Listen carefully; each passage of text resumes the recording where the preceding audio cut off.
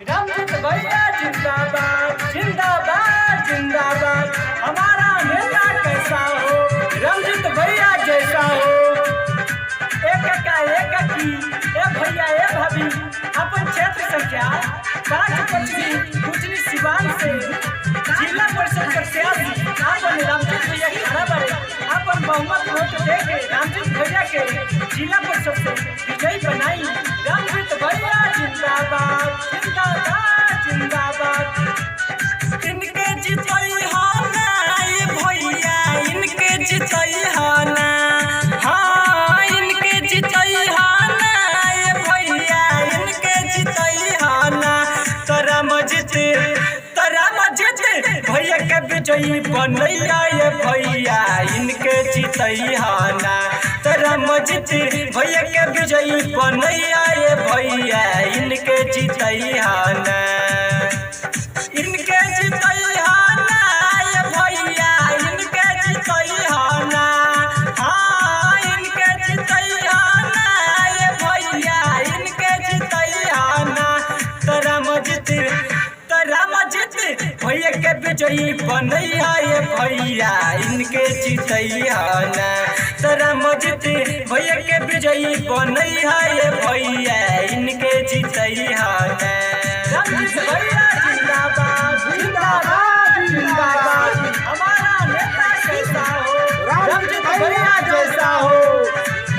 एक का एक की ए भैया ए भाभी अपन क्षेत्र संख्या 525 गुजरी सिवान से जिला परिषद प्रत्याशी अपन रामजीत भैया खड़ा बारे अपन बहुमत वोट देके रामजीत भैया के जिला परिषद से विजयी बनाई। रामजीत भैया जिंदाबाद जिंदाबाद जिंदाबाद। रामजीत भैया जिंदाबाद जिंदाबाद जिंदाबाद। गली गली रोड नाला बनी कोरिए विकास हो, ये हो चाचा ये हो चाची हो कना उदास हो। रामजीत भैया जिंदाबाद जिंदाबाद जिंदाबाद। गली गली रोड नाला बनी कोरिए विकास हो, ये हो चाचा ये हो चाची हो कना उदास हो। जिला परिषद बनई हाना ये भैया, जिला परिषद बनई हाना,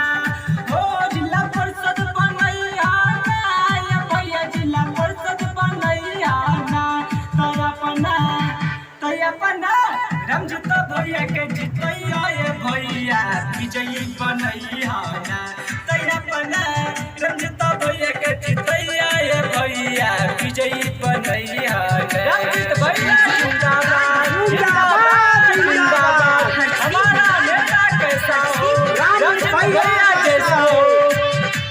एक का एक की ए भैया ए भाभी अपन क्षेत्र संख्या 525 गुजरी सिवान से जिला परिषद प्रत्याशी अपन रामजीत भैया खड़ा बारे क्षेत्र संख्या 525 गुटो निजबारे खारा हो, ये हो भैया ये हो भाभी कोरोना ये तन सहारा हो।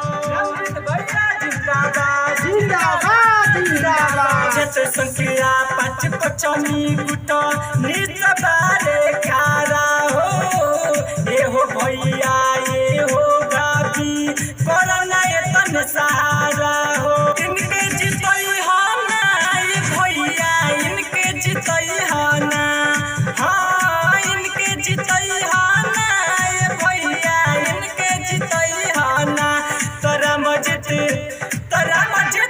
भैया के विजयी बनैया ये भैया, इनके जितई हाना। तोरा मजिद भैया के विजयी बनैया ये भैया, इनके जितई हाना।